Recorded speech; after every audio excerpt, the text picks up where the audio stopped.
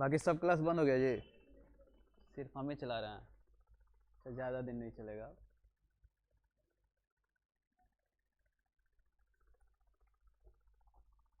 पहले ही बताए थे, फिर से देख लीजिए। 10 तारीख को अंतिम क्लास होगा और उस दिन पढ़ाई नहीं, आप लोग का टेस्ट होगा, इंग्लिश का टेस्ट होगा और फुल लेंथ मतलब 3 घंटे का टेस्ट होगा। 15 मिनट भी लीजिएगा। 100 मार्क्स का टेस्ट होगा। उसी दिन जो आपका गेस होगा वो भी मिल जाएगा, और उस दिन के बाद आने की बहुत ज़्यादा आवश्यकता है नहीं, वही लोग आएंगे जिनको कुछ पूछना होगा, ऐसे क्लासेज नहीं चलेगा। और अभी जो हम लोग पढ़ रहे हैं उसकी अगर बात की जाए तो हिंदी चला रहे हैं।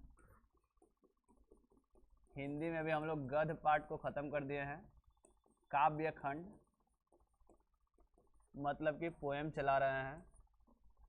लेसन 1 हम लोग पढ़ लिए थे, उसका नाम याद है? कड़बक। लेसन 1 पढ़े थे, कड़बक। इसके लेखक कौन थे? मलिक मोहम्मद जायसी जी थे। इनके बारे में पढ़ने के बाद हम बोले थे बात मत कीजिए लोग, लेसन 4 चलाएंगे जिसका नाम है छप्पय। छप्पय कहने का मतलब 6, चौपाई कहने का मतलब 4, दोहा कहने का मतलब 2। तो ये छप्पय है, मतलब 6 इसमें श्लोक हैं या 6 दोहा हैं जिसको हमको देखना है। और इसके लेखक जो हैं वो हैं नाभादास। तो सबसे पहले हम नाभादास के बारे में ऑब्जेक्टिव लेंगे, इसके बाद आपका श्लोक में चले जाएंगे, दोहा में चले जाएंगे। और ये नाभादास कौन है, कैसे हैं, इससे पहले हम थोड़ा जायसी वाला रिवाइज कर लेते हैं। इनका आपको बोले थे मलिक मोहम्मद जायसी, और इनका जन्म और मृत्यु अनुमानित था, याद है? जन्म था 1492 और मृत्यु इसी तरह से नाभादास का भी अनुमानित ही है, इसीलिए थोड़ा पीछे वाले में चले गए हम। जैसे जायसी जी का जन्म और मृत्यु फिक्स नहीं, कहीं डाटा लिखा हुआ है, अनुमान लगाया जाता है कि 1492 में जन्म था और 1548 था ना में मृत्यु था। उसी तरह से जब नाभादास में भी आएंगे तो इनका भी डाटा एकदम फिक्स नहीं है, अनुमानित ही है। नाभादास के बारे में जानेंगे, फिर हम छप्पय के बारे में जानेंगे। तो देखिए इसी में हम आते हैं।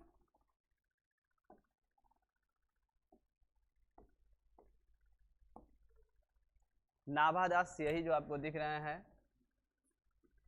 लेसन 4 है आपका छप्पय। और नाभादास का जन्म अगर बात किया जाए तो देखिए बढ़िया से लिख दिया है अनुमानित। और कब है जन्मान? 1570। 1548 में उनका मृत्यु अनुमान लगाया गया था मलिक मोहम्मद जायसी का, लेकिन इनका जन्म का ही अनुमान है 1570 में। निधन 1600 के आसपास बताया गया है, वो भी अज्ञात है, देखिए फिक्स नहीं है, 30 साल में तो डेथ नहीं हुआ होगा। 1600 के आसपास इनका निधन बताया जाता है। जन्म स्थान के बारे में कहा जाए तो ऐसा माना जाता है कि दक्षिण भारत में जन्म हुआ था, दक्षिण भारत में। लेकिन पिताजी के मृत्यु के बाद माताजी के साथ वो कहाँ चले गए थे? जयपुर में। जयपुर में रहने लगे थे। मतलब जन्म स्थान ऐसा माना जाता है कि दक्षिण भारत के सैसौ नामक जगह है, सैसौ में। लेकिन पिताजी के मृत्यु के बाद चले गए थे राजस्थान, जयपुर में। और इनका जो मुख्य क्या बोलते हैं रहने का स्थान था, जब ये बड़े हुए कहाँ पे रहे, तो भक्ति वाले कवि हैं तो इनका जो स्थान है देखिएगा वृंदावन है। इनका अस्थाई निवास रह गया वृंदावन। जैसे ये बड़े हुए कहाँ पे रहे, तो वृंदावन में रहे। तो जन्म स्थान इनका 3 ठो याद रखना होगा। जन्म जो हुआ है सैसौ में पिताजी के साथ, मृत्यु के पश्चात चले गए माताजी के साथ जयपुर में, और अपने जीवन को कहाँ व्यतीत किए, तो वृंदावन में। 3 जगह आपको ध्यान पर आना चाहिए। और यही बात कि जल्दी ही पिताजी का देहांत हो गया था। माता जी से भी देखिए लिखा हुआ है कि दुर्योगवश बिछड़ गए थे, बिछो हो गया था। तो जिस तरह से मलिक मोहम्मद जायसी में देखिएगा कैसे रहे थे, तो फकीरों के साथ रहे थे, सूफी संतों के साथ रहे थे। ये भी गुरुजनों के साथ रहे हैं, उन्हीं के देख रेख में सत्संग द्वारा इनका ज्ञान वगैरह मिला है। मतलब कि पुराने ज़माने के बाद है, 1500 के आसपास का बात। तो 2 एग्जाम्पल मिल गया, तो आप अपने दिमाग से भी सोच सकते हैं कि उस ज़माने में जो बच्चे बिछड़ उछड़ जाते थे तो किसी साधु संत के पास रह जाते थे, साधु संत लोग अपने पास रख लेता था, और उसी के संगत में वो लोग यही सब चीज़ें सीखते थे। जैसे मलिक मोहम्मद जायसी का भी हुआ कि माता पिता के बाद संत लोग फकीर लोग के साथ रहने लगे, और उसी संगत में उसी तरह का ज्ञान मिल गया। यहाँ भी मिल गया एक और उदाहरण में नाभादास, कि पिताजी माताजी से बिछड़ने के बाद ये चले गए कहाँ चले गए, तो गुरु लोगों के पास, प्रतिपालकों के पास, उन्हीं के देखरेख में सत्संग वगैरह में शामिल होने लगे और धीरे धीरे इनका ध्यान जो है भक्ति की तरफ चला गया। तो ये इनका बैकग्राउंड था कि कैसे कैसे भक्ति की तरफ गए। एक गुरु भी बनाए। गुरु किसको बनाया है, दीक्षा गुरु तो आप देख सकते हैं स्वामी अग्रदास को, जिनको अग्र अली भी कहा जाता है। स्वामी अग्रदास या अग्र अली इनके गुरु थे। कौन थे ये, तो स्वामी रामानंद के शिष्य थे, शिष्य परंपरा के प्रसिद्ध कवि थे। स्वामी रामानंद कोई हैं, उनके शिष्य परंपरा के प्रसिद्ध कवि थे। कौन थे, तो ये थे अग्रदास। और ये गुरु बने किनके, तो नाभादास के। फिर से समझ लीजिए, चाहे डिफिकल्ट आपको हो रहा है। नाभादास को यहाँ पे बचपन में दिखाया जा रहा है कि नाभादास का जो बचपन है बहुत कष्टकारक है। पिताजी के डेथ के बाद जयपुर गए और जयपुर में भी माता जी से बिछोह हो गया। तो गुरुजनों के साथ रहे, इधर उधर रहे, ज्ञान इधरे से मिला। और एक इनके गुरु जो बने वो गुरु थे अग्रदास या अग्र अली। और ये जो थे अग्रदास या अग्र अली, ये इस ग्रुप के थे, स्वामी रामानंद के शिष्य परंपरा के ग्रुप के थे और वहाँ के फेमस कवि थे। इनके चेला बने नाभादास जी और यहाँ से ज्ञान मिला। चलिए, और रह गए पूरा जीवन वृंदावन में। ठीक है, जो भी ऑब्जेक्टिव है।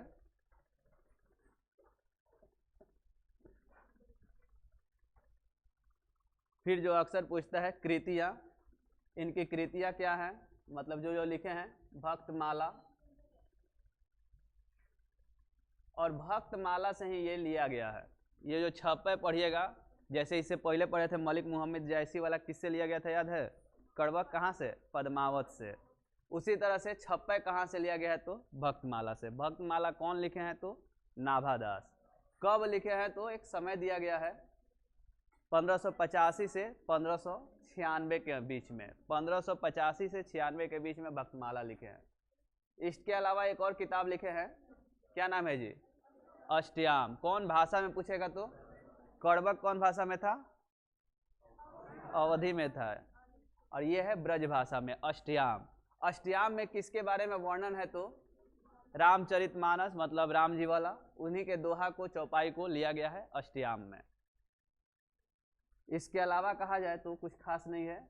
ये याद रखिएगा, दलित वर्ग के थे, दलित वर्ग वाला आपको शायद याद हो गया कि भूल गए हैं, ओम प्रकाश वाल्मीकि, जूठन।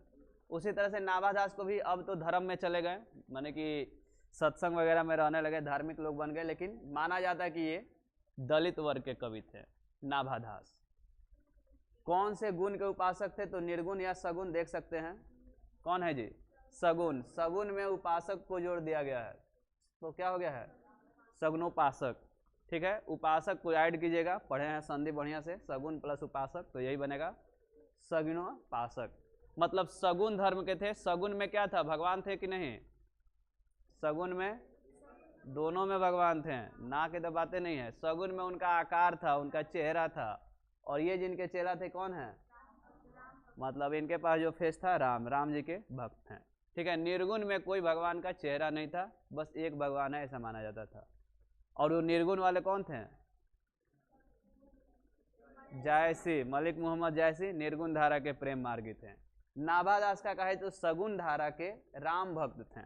ठीक है, ऐसे भी देखिएगा तुलसीदास वाले रामचरितमानस से अष्टयाम लिखे हैं, मतलब राम जी के ही चेला थे नाभादास।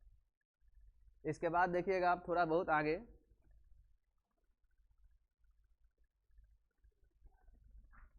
ये देता है कभी कभी समकालीन वाला, कि ये तुलसीदास के समकालीन थे। समकालीन मतलब समझ रहे हैं, जिस एज में तुलसीदास चल रहे थे उसी एज में नाभादास भी चल रहे थे, इसीलिए ये राम भक्त भी हो गए, क्योंकि उस समय राम जी का बहुत चल रहा था। तुलसीदास लिखे थे रामचरितमानस।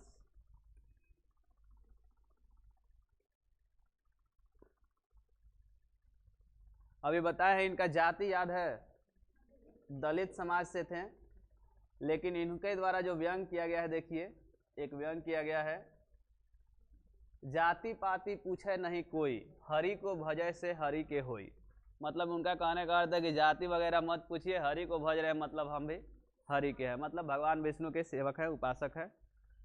तो जाति पाति पूछे ना कोई, हरि के भजय से हरि होई, जैसा क्रांतिकारी उद्घोष है। किनका उद्घोष है ये सब, तो नाभादास जी का है। नाभादास जी ये लाइन बोले हुए हैं। वही बात देखिए, छप्पे क्या है, तो छंद है। छंद कहने का मतलब 6 पंक्तियों का योग है। पहले ही आपको बार बार बता दिया कि छप्पे मतलब 6 पंक्ति। तो अब जाके आपको पहुंचना है पाठ पे।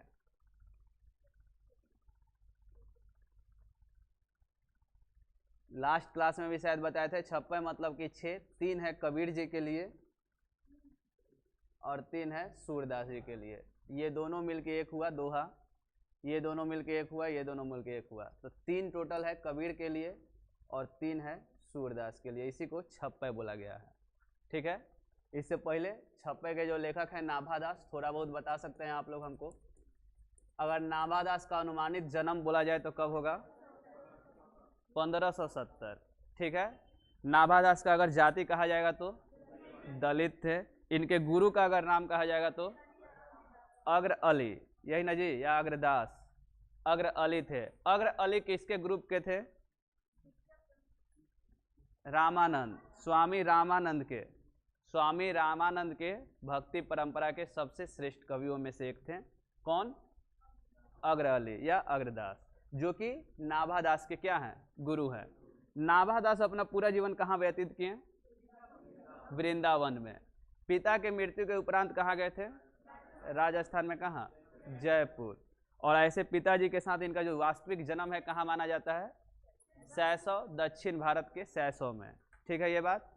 इसके अलावा इनकी कृतियां का बात किया जाए तो ये जो 56 है कहाँ से लिया गया है? भक्तिमाला। ठीक, भक्तिमाला जो भी लिखा है, ठीक है, उसी से लिया गया। भक्तिमाला कब से कब तक के बीच में लिखा गया है? ईस्वी 85 से 96, 1585 से लेकर 1596 के बीच में भक्तिमाला लिखा गया है। इसके अलावा एक राम जी के बारे में लिखे हैं, उसका नाम याद है? एक और किताब का नाम भक्तिमाला के अतिरिक्त अष्टयाम, अष्टयाम, और ये रामचरितमानस से लिया गया है।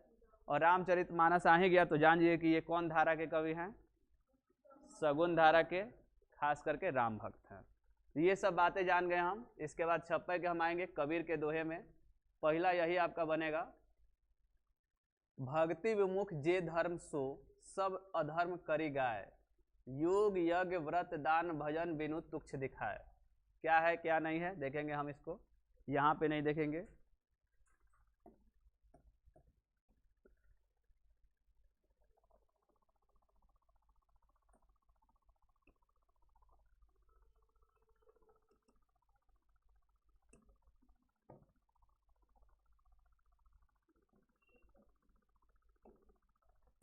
यहाँ पे हम इसको देखना शुरू करेंगे। इससे पहले आपको याद होगा हम बोले थे कड़बक वाले में कि प्रस्तुत जो कविता पंक्तियाँ हैं पद्मावत से ली गई हैं।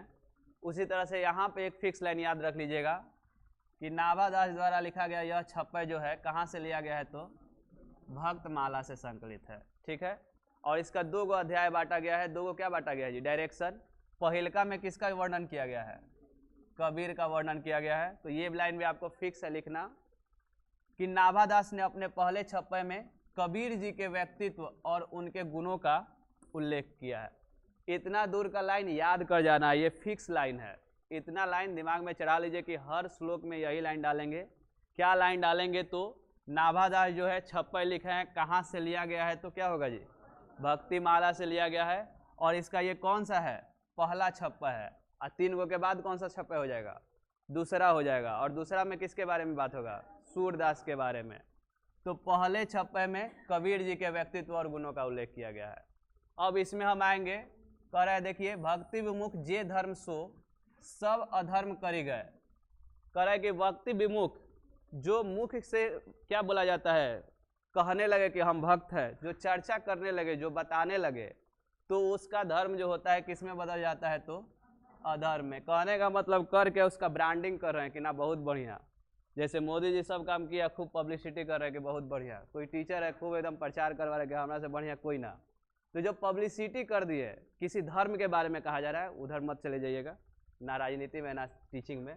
कह रहा है कि भक्ति विमुख जे धर्म, अगर विमुख दे धर्म होता है वो अधर्म में बदल जाता है। मतलब अपने मुख से खूब उसका प्रचार कर रहे हैं, लोगों को बता रहे हैं, तो वो अधर्म के रूप में हो जाता है। योग हो, चाहे यज्ञ हो, चाहे व्रत हो, चाहे दान हो, भजन हो, बिनु तुक्ष दिखाए, ये सब दिखावटी चीज़ है, ये सब तुक्ष बनाते हैं चीज़ों को। इनके अनुसार हृदय से कीजिए, प्रेम कीजिए, सच्चा प्रेम कीजिए, भक्ति कीजिए, सच्चा भक्ति कीजिए, दिखावा के लिए ना कि हम 5 दिन से भूखल बने, व्रत वहाँ पे डाला हुआ है जी। ये ना कि खूब दान देते नहीं, दान में सब चीज दिया गई, डेली यज्ञ हो रहा है, पूजे हो रहा है, शंखे फुका रहा है, या फिर यहाँ पे दिया है भजन कर रहे हैं, दिन भर शिव चर्चे हो रहा है, तो ये सब दिखावटी है इनके अनुसार। किनके अनुसार? तो कबीर के अनुसार। और 100% उनके अनुसार रहेगा। क्या है कि कबीर को आपको बढ़िया से पता है कि किसी एक धर्म को मानते नहीं थे, निर्गुण थे, भगवान में भी 4 को भगवान को नहीं मानते थे, एक को मानते थे। तो उनके नज़र में दिखावटी जो धर्म होता है वो अधर्म हो जाता है। कैसे लिखा गया है देखिए, इन पंक्तियों में नाभादास जी कहते हैं कि कबीर जी ने हृदय से किए गए भक्ति को धर्म माना है। जो हृदय से किए हैं, मन से किए हैं, इंटरनली किए हैं, एक्सटर्नली नहीं, उसी को धर्म माना है, जिसमें सच्ची भावना हो, प्रेम हो, बाकी सब जो है अधर्म है। सच्ची भावना हो, सच्चा प्रेम हो, हृदय से किया गया काम ही उनके अनुसार धर्म है, बाकी सब अधर्म है, दिखावा है। उन्होंने योग को, यज्ञ को, व्रत को, दान और भजन इत्यादि को तुच्छ माना है। कबीर जी के अनुसार ये भक्ति को नहीं, दिखावे को दर्शाती है या दिखाती है। कबीर के अनुसार चला जाए तो योग हो, यज्ञ हो, व्रत, दान, भजन, ये सब दिखावे को दर्शाता है, भक्ति को नहीं। तो भक्ति है क्या? तो उनके अनुसार हृदय से किए गए भक्ति को, जिसमें सच्ची भावना हो, दिखावा ना हो, वही उनके अनुसार धर्म है, बाकी सब अधर्म है। ये लाइन क्लियर हो गया? इसमें बहुत ज़्यादा मेहनत नहीं है, ये सब देखिएगा तो ऐसे ही समझ में आ जाए कि ये सब जो है लिखा भी है, तुच्छ दिखा है, मतलब दिखावा है। और तो है क्या? तो बस याद रख लीजिएगा, जो हृदय से है वही सच्चा धर्म है या सच्ची भक्ति है। फिर अगला लाइन है आपके सामने देखिए, हिंदू तुरक प्रमाण रमैनी सबदी साखी, पक्षपात नहीं वचन सबही के, अलग अलग है, सबही के हित की भासी। फिर से देख लीजिए, लिखा हुआ है कि हिंदू तुरक प्रमाण रमैनी सबदी साखी, पक्षपात नहीं वचन सबही के हित की भासी। कहने का मतलब यहाँ पे है, जब चलिएगा तो ये लाइन फिर से फिक्स है कि नाभादास द्वारा लिखा गया यह छप्पय भक्त माला से संकलित है। नाभादास ने अपने पहले छप्पय में कबीर जी के व्यक्तित्व और उनके गुणों का उल्लेख किया है। बस अगला वाला में दूसरे छप्पे लिखिएगा और यहाँ पे सूरदास लिखिएगा, यहाँ तक आपका चला जाएगा। अब इसके बाद इससे रिलेटेड कह रहा है कि इन पंक्तियों में नाभादास जी कहते हैं कि कबीर जी ने कभी किसी के साथ पक्षपात नहीं किया है। पक्षपात नहीं किया है, ध्यान से देखिए, यहाँ पे लिखा हुआ है पक्षपात नहीं किया है। उनके वचन, उनकी भाषा जो है वह हमेशा सभी के हितों में होती है। उनके जो वचन होते हैं सभी के हितों में होती है। इतना बढ़िया से कैसे लिखा है, समझ में आ रहा है जी? यहाँ दूसरका का पहले कह रहे हैं कि कबीर जी कहते हैं कि उन्होंने किसी के साथ पक्षपात नहीं किया है, उनके जो वचन है, उनके जो भाषा है, सबके हितों में है। सबके हितों में कहने का मतलब, अब पहुँच जाइए ऊपर, चाहे वह हिंदू हो या मुसलमान, इसका प्रमाण रमैनी और संवदी है। हिंदू हो या किसी दूसरे धर्म का हो, कोई प्रमाण की आवश्यकता नहीं है। जो कबीर जी का स्टेटमेंट है सबके लिए है, कोई पक्षपात नहीं किए कि हिंदू के लिए ये लाइन है कि मुस्लिम के लिए ये लाइन है। तो वही कह रहे हैं कि हिंदू हो या मुस्लिम हो, कोई प्रमाण नहीं चाहिए। और ये काम करने वाले कबीरदास हैं कि किसी के लिए पक्षपात नहीं किए हैं, उनका वचन जो है सबके हितों में है, सबके हितों में है। इससे ये प्रमाण भी होता है कि जो इससे पहले वाला लाइन बोले थे कि उनको दिखावा की जरूरत नहीं है, वो लाइन इनका सही होता है। वही कह रहा है कि हिंदू हो या मुस्लिम हो, इसका प्रमाण रमैनी और संवदी है, जो मेरी बातों का साक्ष्य है। मेरी बातों का मतलब कबीर जी के बातों का साक्ष्य है। कबीर जो पहले कह रहे थे कि हमको दिखावा नहीं करना है, धर्म को नहीं मानना है, तो उसका साक्ष्य यहाँ पे है कि उनकी जितने भी बातें होती हैं उसमें हिंदू और मुस्लिम नहीं होता है, पक्षपात नहीं होता है, सभी के हितों के लिए होता है। क्लियर है ये लाइन? तो आगे बढ़ जाते हैं। देखिए अगला है, आरूढ़ दशा है जगत पे, आरूढ़ दशा है जगत पे, मुख देखी नहीं भनी, मुख देखी नहीं भनी, कबीर कानी राखी नहीं, वर्णाश्रम सट दर्शने। इसका अर्थ क्या है फिर वही हम समझेंगे, एक बार देख लीजिए। आरूढ़ दशा है जगत पे, मुख देखी नहीं भनी, कबीर कानी राखी नहीं, वर्णाश्रम सट दर्शने। अब इसका मतलब फिर यहीं से आएगा आपका, ये सब पहले का लाइन था। इन पंक्तियों में नाभादास जी कहते हैं कि कबीर ने कभी मुख देखी बात नहीं की है। मुख देखी बात मतलब सुना सुनाया बात। आपसे सुने और तीसरे को कह दिए, वो बात नहीं की है। संसार में किसी के साथ पक्षपात नहीं किया, ये तो पहले वाला ही है।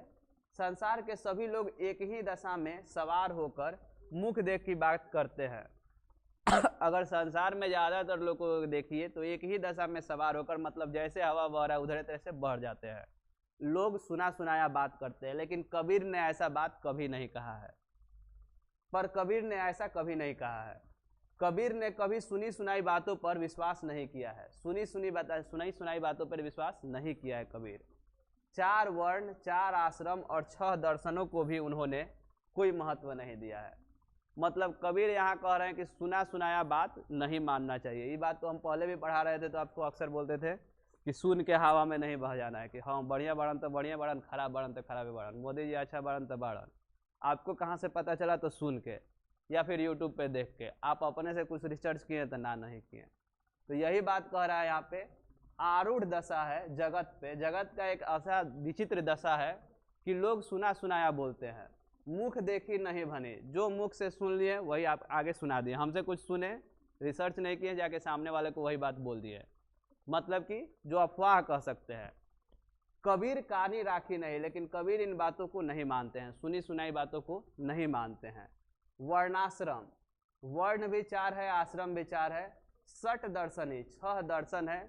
इस सब पे भी कबीर विश्वास नहीं करते हैं, इसको भी वैल्यू नहीं दिए है। वो जो देखते हैं तार्किक बातें करते हैं, लॉजिकल बात करते हैं, सुनी सुनाई बातें नहीं करते हैं। तो फिर से एक बार देख लीजिए, खत्म हो गया ये कबीर वाला। कह रहे हैं कि जगत का एक अलग दशा है, दुनिया के लोगों का एक अलग स्थिति है, जो कि सुनी सुनाई बातों पे चलते हैं, सुनी सुनाई बातें कहते जाते हैं। एक जगह से सुने, दूसरे जगह चला गया, तीसरे जगह चला गया, वो बात फैल गया। लेकिन कबीर इन पे विश्वास नहीं करते हैं। कबीर का ऐसा मानना नहीं है, वो सुनी सुनाई बातें नहीं करते, वो तर्क लेते हैं, लॉजिकल बातें करते हैं।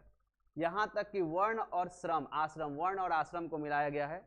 4 वर्ण, 4 आश्रम और 6 दर्शन जो है, दर्शन शास्त्र जो है, उस पर भी कबीर बहुत ज़्यादा वैल्यू नहीं देते हैं, उसका भी कबीर बहुत ज़्यादा महत्व नहीं देते हैं। वो सुनी सुनाई बातों का वैल्यू नहीं देते हैं। क्लियर हो गया ये लाइन? तो ये भी आपका समाप्त है। और इसके बाद जो है अब कबीर का नहीं है, सूरदास वाला है। तो थोड़ा सा हम इधर से आके देखते हैं। ये तीनों हो गया है आपका। अब ये चलेगा सूरदास जी का। ये था पहला छप्पय और यहाँ से दूसरा हो रहा है। तो देखिए पहला में ये हम पढ़े थे, थोड़ा ध्यान पे लाइए क्या था। भक्ति विमुख जे धर्म सो सब धर्म अधर्म करी गाय, योग यज्ञ व्रत दान भजन बिनु तुक्ष दिखाए। कुछ दिमाग पे है किसी के? इसका मतलब थोड़ा सा भी कह रहा है कि हृदय से किया गया काम ही धर्म है, बाकी सब क्या है? अधर्म है। यहाँ तक कि योग यज्ञ व्रत दान भजन ये सब क्या है? दिखावा है, धर्म नहीं है। बस यही लाइन लिखना है, आपके अनुसार नहीं लिख देना है, कबीर के अनुसार, क्योंकि ये कबीर जी का स्टेटमेंट है। अगला है हिंदू तुरक प्रमाण रमैनी सबदी साखी, पक्षपात नहीं वचन सबही के हित की भाषी। इसका मतलब ये जो लेखक है कबीर, ये कभी पक्षपात नहीं करते हैं। इनका जो स्टेटमेंट होता है, वचन होता है, सबके हित में होता है। उनको कोई प्रमाण का जरूरत नहीं है कि कौन हिंदू है कौन मुस्लिम है, किसके लिए बोलना है किसके लिए नहीं बोलना है। मतलब उनकी ये स्टेटमेंट ऊपर वाली बिल्कुल सही थी कि हृदय से काम कीजिए, दिखावा के लिए काम मत कीजिए कि हम हिंदू खातिर करते नहीं कि मुस्लिम खातिर किसके लिए। आप बस प्रमाण मत लीजिए, अपने तर्क से सबके हितों की बात कीजिए। ये था दूसर का। तीसर का है जो अभी बताया है, आरूढ़ दशा है जगत पे मुख देखी नहीं भनी, कबीर कानी रखी नहीं वर्णाश्रम 6 दर्शनी। मतलब कि इस दुनिया की एक अलग दशा है, सुनी सुनी बातों पे, सुनी सुनाई बातों पे लोग चलते जाते हैं, कही कही बातों पे लोग मानते जाते हैं। लेकिन कबीर ऐसा करते हैं कि नहीं जी? नहीं करते हैं। कबीर ऐसा नहीं करते हैं, वो तर्क संगत बातें करते हैं। उन्होंने 4 वर्ण 4 आश्रम तथा 6 क्या दर्शन को भी ज़्यादा महत्व नहीं दिया है। क्लियर है ये लाइन?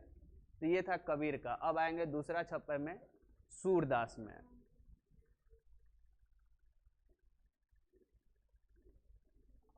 और देखिए सूरदास वाला जो है कुछ इस प्रकार है आपके सामने। उक्ति चौज अनुप्रास वर्ण अस्थिति अति भारी, वचन प्रीत निर्वही अत अद्भुत तुकधारी।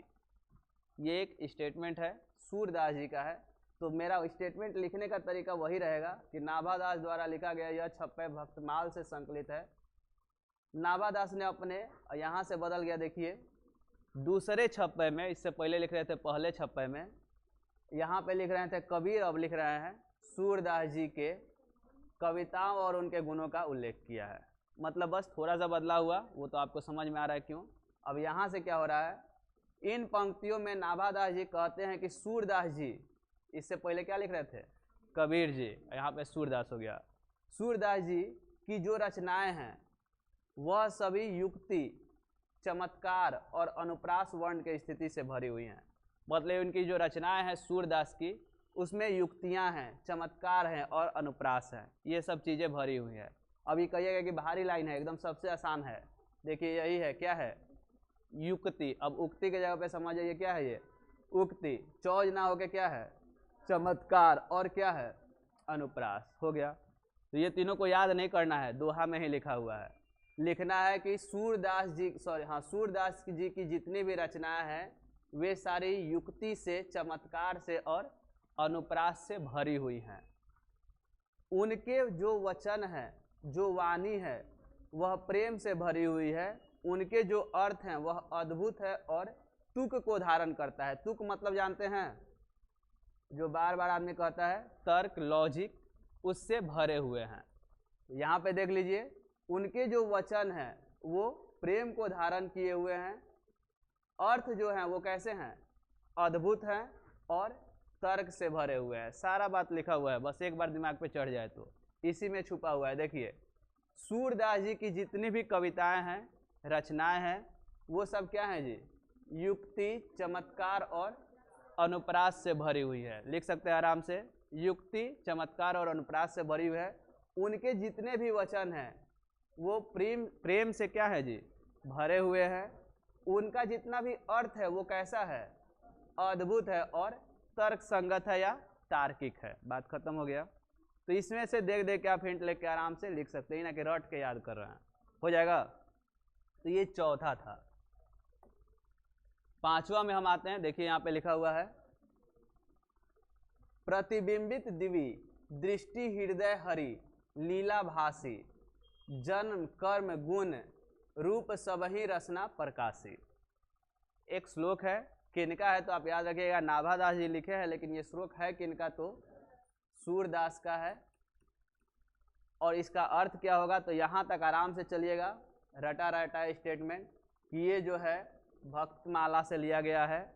और इसके दूसरे छप्पे में सूरदास जी ने क्या कहा है, तो सूरदास जी ने, यहाँ से अब आते हैं, अपने दिव्य दृष्टि से अपने हृदय में हरि का, हरि मतलब भगवान का, एक प्रतिबिंब बनाया है और उनके लीला का वर्णन किया है। उन्होंने श्री कृष्ण के जन्म, कर्म, गुण और रूप का वर्णन अपने वचनों द्वारा अपने कविताओं के रूप से प्रकाशित किया है। कह रहा है कि अपने मन में, अपने दिव्य दृष्टि में सूरदास ने हरि की प्रतिमा को बनाई है। हरि मतलब भगवान को बसाया है और भगवान के ही एक रूप श्री कृष्ण के जन्म, गुण, कर्म, उसमें लिखा होगा, अभी देखेंगे तो क्लियर हो जाएगा।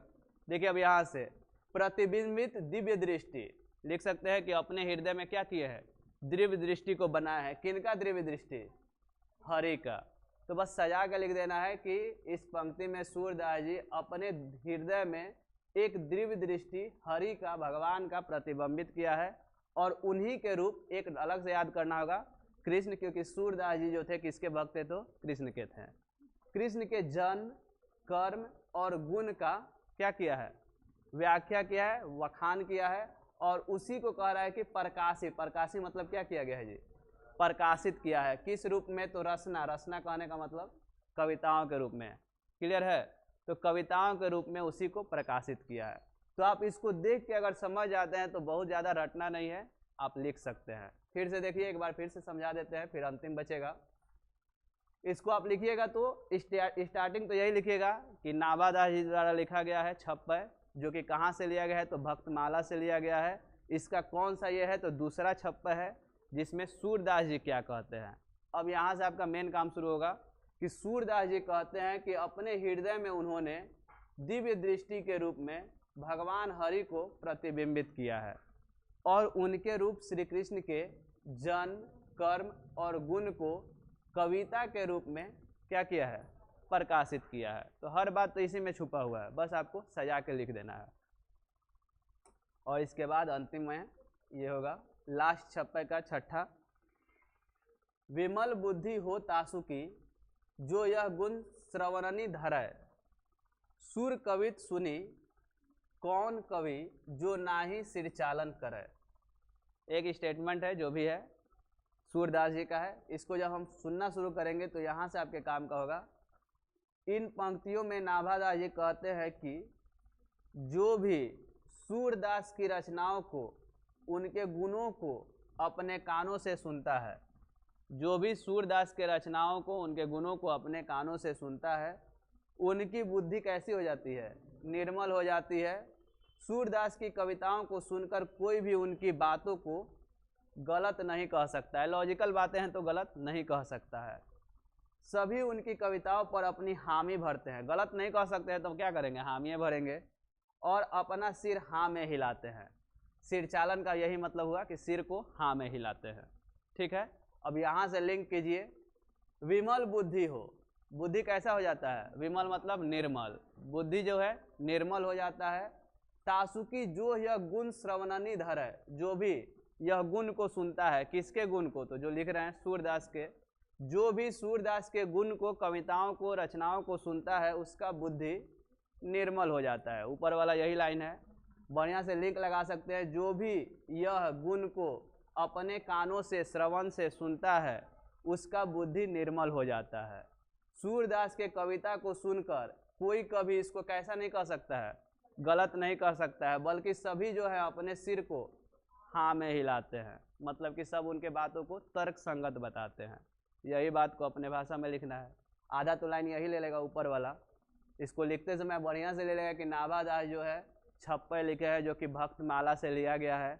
इसके दूसरे छप्पे में सूरदास का वर्णन है और सूरदास ने यह कहा है कि, तब हम जाके ये सब बातें लिखेंगे। क्या कहा है कि जो भी उनके रचनाओं को अपने कानों से सुनता है उसकी बुद्धि कैसी हो जाती है जी, निर्मल हो जाती है।